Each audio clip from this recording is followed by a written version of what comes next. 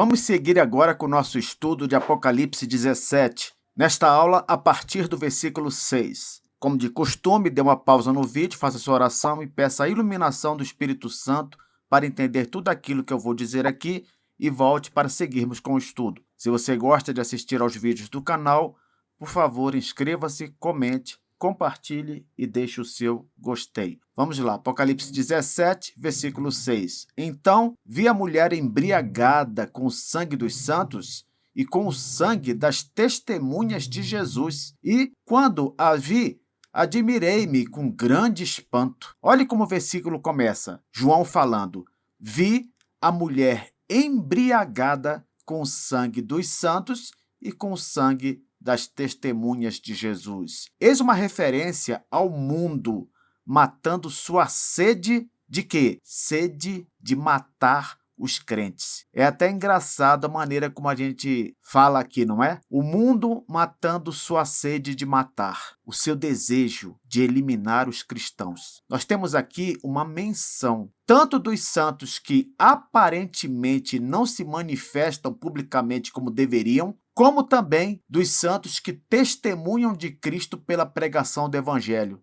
Não é isso? Porque diz no versículo que ela, a mulher, a sedução do pecado, está embriagada com o sangue dos santos. Ora, os santos são os crentes. E com o sangue das testemunhas de Jesus, que também são crentes. Qual é a diferença?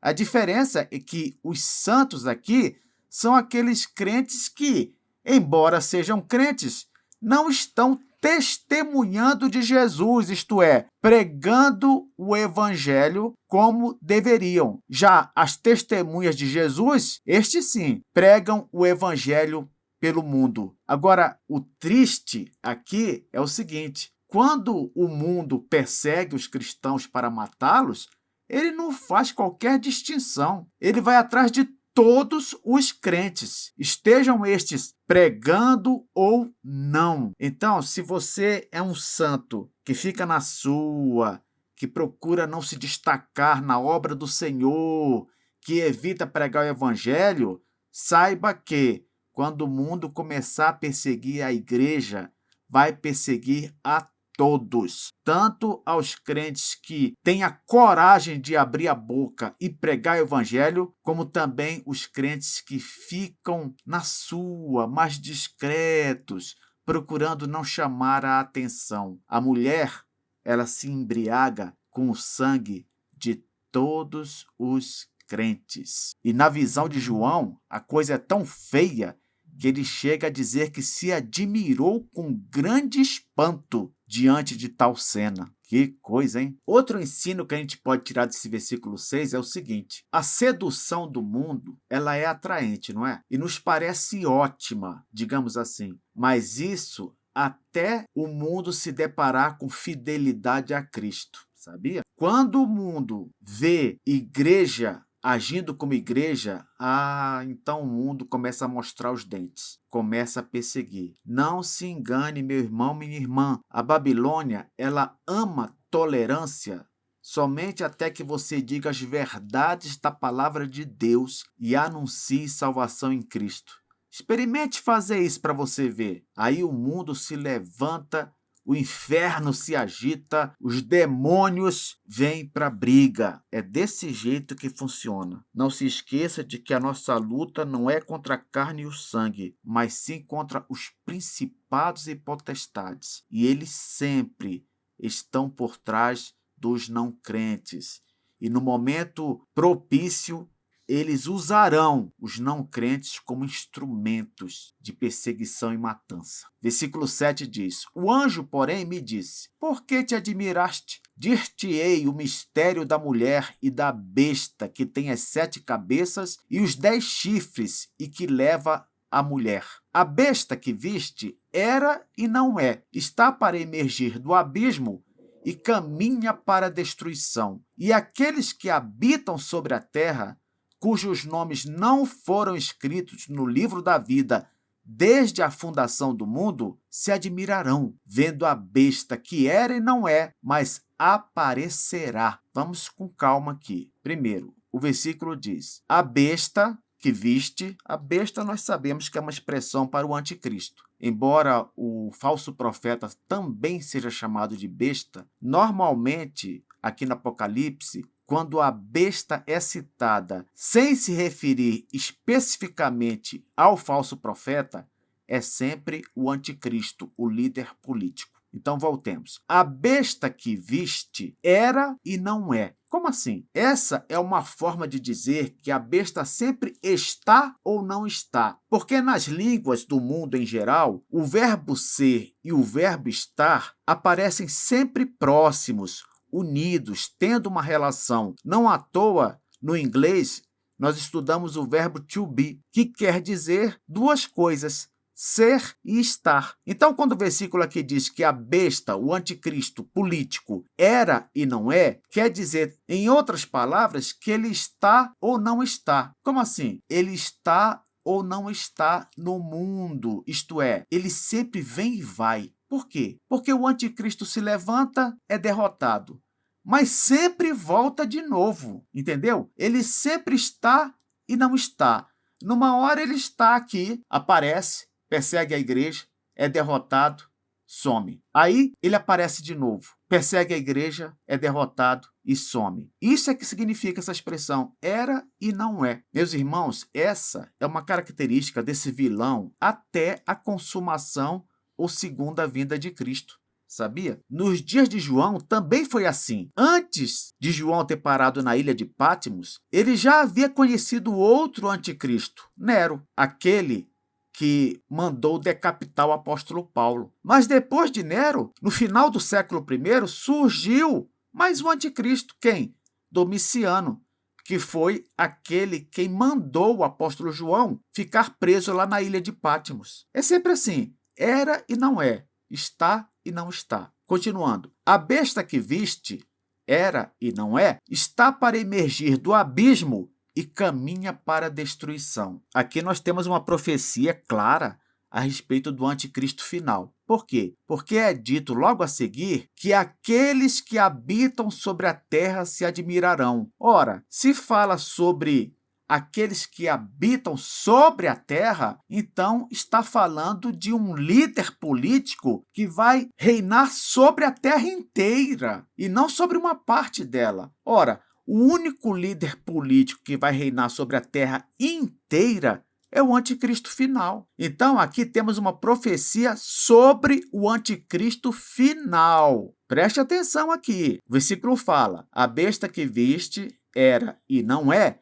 está para emergir do abismo e caminha para a destruição. Como assim está para emergir do abismo? Nós já sabemos, pelo nosso estudo aqui em Apocalipse, que o abismo é o lugar onde os demônios ficam presos. Mas por que isso é citado em relação ao anticristo final? Porque ele vai agir no poder do maioral dos demônios, isto é, Satanás. Se ele vai agir no poder de Satanás, é como se o próprio anticristo viesse do abismo também, entendeu? Porque o anticristo final vai ser um instrumento nas mãos de Satanás. Mas o que importa aqui neste versículo é saber o seguinte, que todo anticristo caminha para a destruição, inclusive o anticristo final. Continuando. E aqueles que habitam sobre a terra, cujos nomes não foram escritos no livro da vida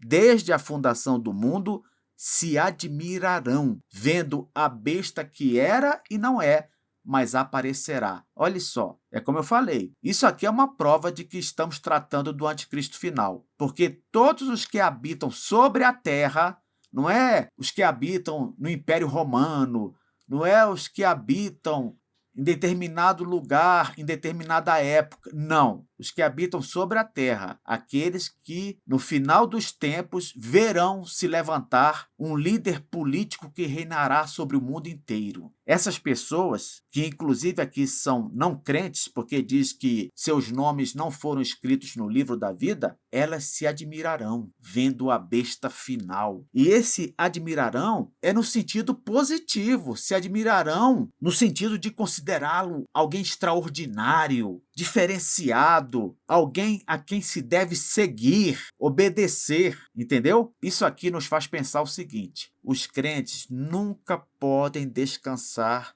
no que diz respeito à perseguição. Não é porque um anticristo caiu que outro não vai surgir. É como eu falei, eles sempre ressurgem.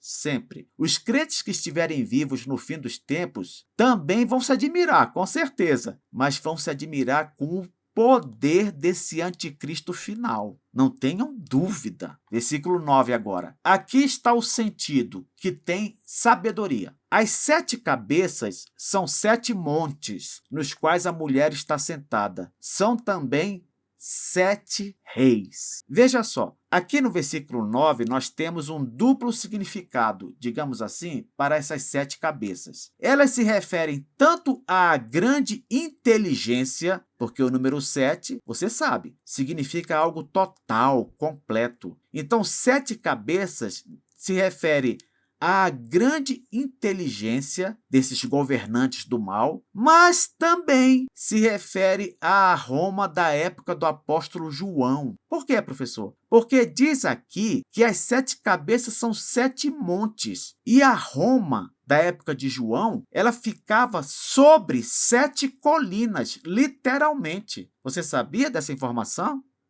Era a cidade das 7 colinas, porque ficava sobre 7 montes. Então aqui, João está simplesmente revelando para nós que a Roma de sua época, ela era só um entre os inúmeros líderes do mal que se levantaram e se levantam contra a igreja. Muita gente, ao ler o Apocalipse, pensa que João está falando só contra o Império Romano. Mas não. De que adiantaria o apóstolo se referir apenas ao inimigo de sua época se ele está escrevendo para a igreja de todas as épocas? Logo, o mais sensato é pensar que a revelação de Apocalipse traz uma palavra não só sobre o anticristo do primeiro século, mas sobre todos os anticristos, entendeu? Então aqui, quando fala as 7 cabeças são 7 montes, está dizendo da inteligência que não deve ser subestimada dos anticristos em geral, inclusive do anticristo da época do apóstolo João, que reinava sobre Roma. A prova do que eu estou dizendo é que é dito aqui no final do versículo, são também 7 reis. Tá vendo? Então, o significado aqui não se restringe apenas a Roma. Ele é mais abrangente. Continuando aqui, diz que as 7 cabeças são 7 montes, nos quais a mulher está sentada. Por quê? Porque a mulher não é a sedução do pecado? Então, ela está sentada sobre os 7 montes, no caso, sobre Roma, porque ela subjuga os governantes do mal. Ela sempre mantém os anticristos debaixo de si.